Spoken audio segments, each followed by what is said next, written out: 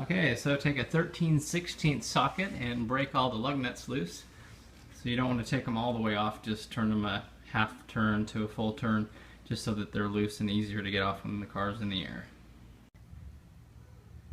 So now towards the back of the car, use the jack to lift on that beam right there that goes through, and then you can put your jack stand on that beam right there, and by doing that it gets the back wheel off of the ground, so we'll be able to move on from here.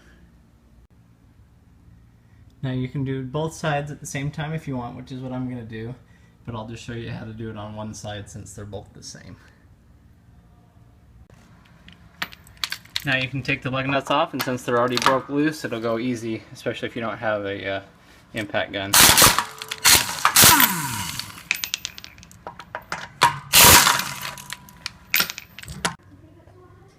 So next, put your floor jack under this knuckle here that's under the wheel, and just lift up just a little bit to alleviate some of the pressure.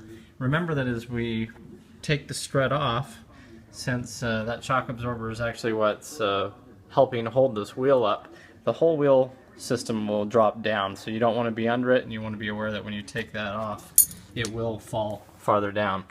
So we went ahead and we took some of our liquid wrench and sprayed it here on the bolt.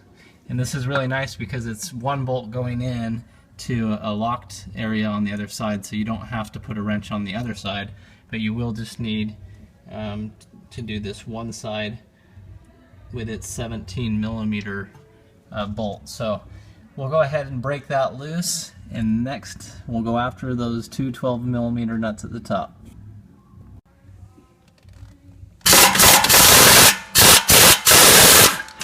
Alright. So we'll go ahead and, we don't have to pull this out right this second, but it is pretty much out, and we can lift with the jack or lower with the jack accordingly in order to make it so there's not a lot of friction on it. So you'll know if there's a lot of pressure on it, you got to lift or lower with the jack. But with it pretty much like that, we're going to go up here and take out these two 12mm nuts. Okay, so we're going to go ahead and take the 12mm ones out here.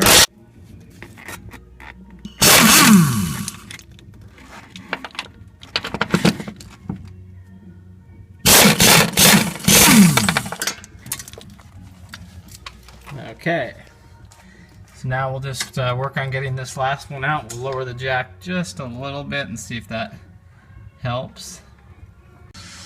Okay, so I did have to lift it quite a bit in order for this to easily slide out, but now this is out. We took out the two nuts that were at the top, so we're ready to lower the jack very slowly. And the strut will follow it down.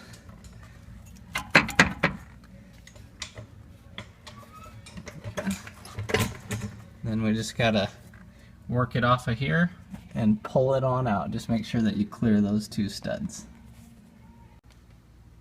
Alright, so it came right out. We just pulled it right down out of there after we pushed it off of that knuckle where it attaches. And so now it's out. Now these new shocks showed up with this little deal at the top, and from what I can understand it's just for shipping, because if you put a boot or something else over it, then you don't have access to it. You could use this, I guess, to help you have it compressed when it's already, you know, as you're putting it into the car. But really, you can compress these with your own strength, so it's really not that bad. So anyway, on this you just pull it backwards, just push it off of, there we go. And then it'll just start growing since it's not being held back anymore. So here's the old strut next to the new one, and you're going to have to transfer over this top part of it. And so what you can do is put a wrench on first. It's going to be a 14mm, and then you can get vice grips and clamp the top of that to keep it from moving, because it'll just spin. Now if you have an impact gun, sometimes they work good enough too, just to take it off real quick. There we go. That's kind of nice, but if you didn't have one, go ahead and put a locking pliers on the top of that and then spin it off with a wrench. Okay, then just take off this next piece there. Okay. And just take note of how it's all put together.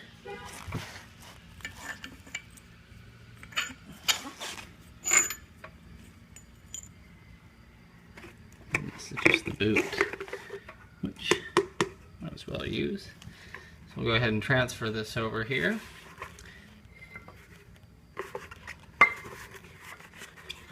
Go ahead and throw this boot down over it.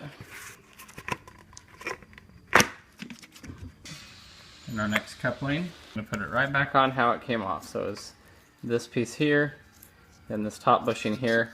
These appear to be in pretty good shape, so I'm not really too worried about them. Then we'll just put our 12mm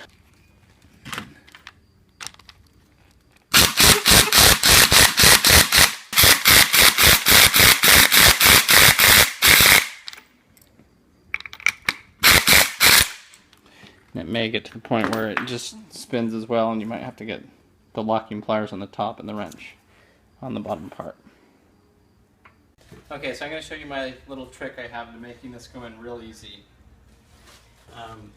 So basically we have the jack. It is lifted up on the back here. I left it right where it was easiest to pull the bolt out for the bottom of the shock absorber.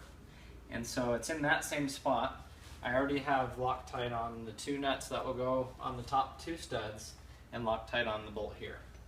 So what I'm going to do now, instead of having this fully extended, by hand you can compress these, and it takes a second for them to go back up. So I'm going to hurry and get this in here how I want it, and I'm going to hurry and just go ahead and throw the strut there. Okay, so I still have it somewhat compressed here, and I'm going to hurry, line up this bolt, then I'm going to go ahead and get this one started at the bottom, and as soon as it's threading into the bottom, and I know that it's lined up right, there we go, it's threading nicely, then I'll release the top and let it go into those 2, guide it into the 2 holes. And you can always compress it back down again if it's not lining up just right. And try it again.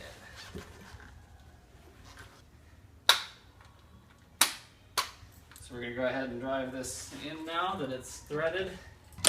See it coming out the other end there. Okay, and we'll tighten it up. Okay, and remember that these are 12mm, so switch your socket over and go ahead and tighten both of those on there. Alright, now lift the wheel back on and put the lug nuts on by hand and make sure the wheel is flat. Then go ahead and torque them down. Since it's rear wheel drive and you have a parking brake in the back, you can torque these while the rear of the car is up in the air, and that's even the better way to torque it so it's even. Okay, so all the lug nuts are in now. They've been threaded down. I'm just going around and torquing them, and once again use the star pattern, going every opposite lug nut, and that makes it go on even, and then we'll drop it down on the ground. Okay, so go ahead and lift the car up, pull the jack stand out.